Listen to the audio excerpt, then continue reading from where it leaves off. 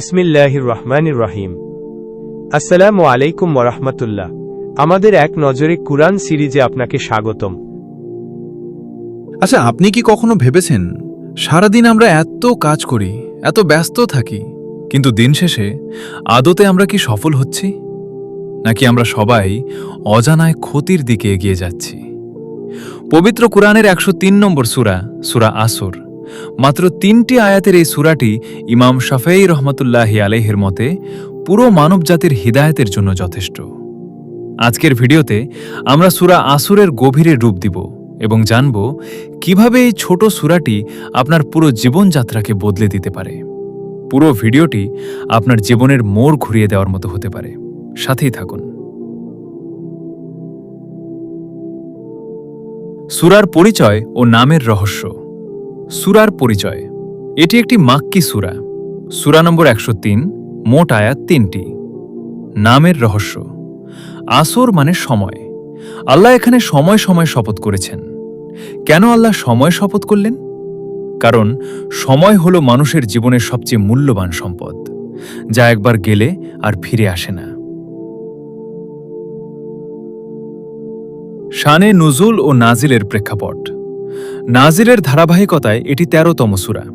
আগে নাজিল হয়েছে সূরা আলাম নাশরাহ, আর পরে সূরা আদিয়াত। কেন এটি গুরুত্বপূর্ণ?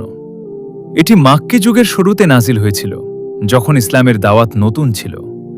মানুষকে সময় ও দায়িত্বের কথা স্মরণ করিয়ে দেওয়াই ছিল এর লক্ষ্য। সূরার গতিপথ ও সেন্ট্রাল থিম। ভিডিওর এই অংশটি খুব গুরুত্বপূর্ণ। আল্লাহ বলছেন, মানুষ নিশ্চিত ক্ষতির মধ্যে নিমজ্জিত। এখানে ক্ষতি শব্দটি কেন ব্যবহার করা হয়েছে? কারণ মানুষ দুনিয়ার মোহে পড়ে মূল লক্ষ্য ভুলে যায়। আমরা সবাই যেন এক দৌড় প্রতিযোগিতায় আছি, কিন্তু জানি না শেষ কোথায়। আয়াত ভিত্তিক বিষয়বস্তু বা ওভারভিউ। আয়াত 1, ওয়াল আসরি, সময়ের শপথ।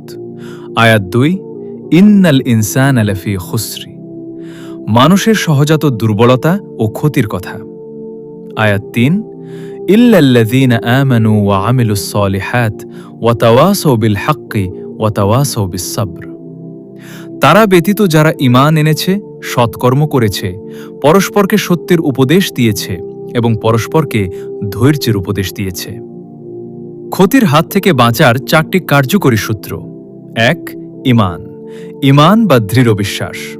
2, নেক আমল, শুধু ঈমান যথেষ্ট নয়, ভালো কাজ করা। 3, হক বা সত্যের উপদেশ, নিজে সত্য জানা এবং অন্যকে জানানো। 4, ধৈর্যের উপদেশ, সত্য পথে চলতে গিয়ে বাধা আসবেই, সেখানে একে অপরকে ধৈর্য ধারণে সাহায্য করা। রিফ্লেকশনস ও তাদাব্বুর। সূরা আসর শুধু একটি তেলাওয়াতের বিষয় নয়, এটি আমাদের প্রতিটি মুহূর্তের জন্য একটি লাইফ ম্যানুয়াল বা জীবন পরিচালনা নির্দেশিকা।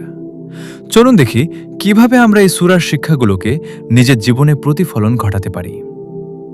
1, সময়ের মূল্যায়নে সচেতন হওয়া। আল্লাহ তাআলা সময় বা আসরে শপথ করে আমাদের স্মরণ করিয়ে দিলেন যে আমাদের জীবন কোনো অনন্তকাল নয়। প্রতিটি সেকেন্ড আমাদের হাত থেকে ঝরে পড়ছে। আমরা কি আসরে সময়ের অপচয় করছি, নাকি প্রতিটি মুহূর্তকে আল্লাহর সন্তুষ্টির কাজে ব্যয় করছি? এই সচেতনতাই একজন মুমিনের জীবনের প্রথম ধাপ। 2, ক্ষতির ভয় ও আত্মপর্যালোচনা। আল্লাহ বলছেন, অধিকাংশ মানুষ ক্ষতির মধ্যে আছে। এখানে নিজের কাছে নিজে প্রশ্ন করুন, আমার কাজের তালিকা কি আমাকে আখিরাতে সফলতার দিকে নিয়ে যাচ্ছে, নাকি দুনিয়ার চাকচিক্যের মোহে আমাকে অলক্ষ্যেই ধ্বংসের দিকে ঠেলে দিচ্ছে? নিজের ত্রুটিগুলো খুঁজে বের করাই হল প্রকৃত তাদাব্বুর। 3, ঈমান ও আমলের ভারসাম্য। ঈমান হল গাছের শিকড়, আর নেক আমল হল তার ফল। শিকড় ছাড়া যেমন ফল হয় না, তেমনি ঈমান ছাড়া আমল মূল্যহীন। আবার আমল ছাড়া ঈমানের দাবিও অসম্পূর্ণ। আমাদের জীবনে যেন এই দুটির সমন্বয় থাকে। এই চিন্তাটি আমাদের কাজে গতি আনবে। 4, সামাজিক দায়িত্ববোধ, পারস্পরিক উপদেশ। সূরা আসরের সবচেয়ে সুন্দর ও গভীর শিক্ষা হল আমরা একা একা জান্নাতে যেতে পারব না। হকের উপদেশ। আপনার আশেপাশে কেউ যদি ভুল পথে থাকে, আপনি কি তাকে ভালোবাসা ও নমনীয়তার সাথে সত্যের পথে ডাকছেন? ধৈর্যের উপদেশ। সত্যের পথে চলতে গেলে অনেক বাধা, উপহাস বা কষ্ট আসতে পারে। তখন কি আপনি আপনার প্রিয়জনদের মনোবল ভেঙে পড়তে দিচ্ছেন, নাকি একে অপরকে ধৈর্য ধারণের সাহস যোগাচ্ছেন? 5. সাহাবীদের জীবন থেকে শিক্ষা। সাহাবীরা একে অপরের সাথে দেখা হলে সূরা আসর পড়তেন। এটি কোনো আনুষ্ঠানিকতা ছিল না, বরং ছিল একে অপরকে রিমাইন্ডার দেওয়া। আমাদের জন্য শিক্ষা। আমরাও কি পারি না আমাদের পরিবার বা বন্ধুদের সাথে দেখা হলে বা কথা শেষ করার আগে নিজেদের এই 4টি গুণের ঈমান, আমল, হক ও ধৈর্য কথা মনে করিয়ে দিতে? এটি একটি ছোট অভ্যাস, কিন্তু এর প্রভাব হবে বিশাল। সূরার কজ অ্যান্ড ইফেক্ট। যদি আমরা সময়ের সঠিক ব্যবহার না করি, তাহলে আমাদের পরিণতি হবে ক্ষতি। আপনি কি আপনার পরিবারের সাথে সময় কাটানোর সময় একে অপরকে ভালো কাজের উৎসাহ দেন? সূরা আসর আমাদের শেখায় নিজের মুক্তি একার কাজে হবে না, সমাজকেও সাথে নিয়ে চলতে হবে। অন্যান্য সূরার সঙ্গে সম্পর্ক। এর আগের সূরা তাকাসুরের সাথে সূরা আসরের চমৎকার সম্পর্ক।